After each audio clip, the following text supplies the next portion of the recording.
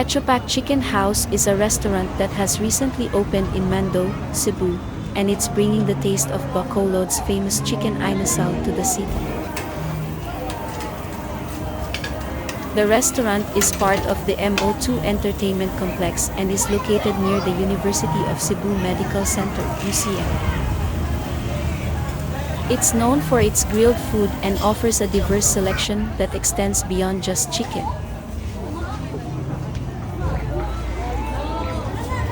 The interior of the restaurant is designed to provide a warm and stylish atmosphere, making it a welcoming place for diners.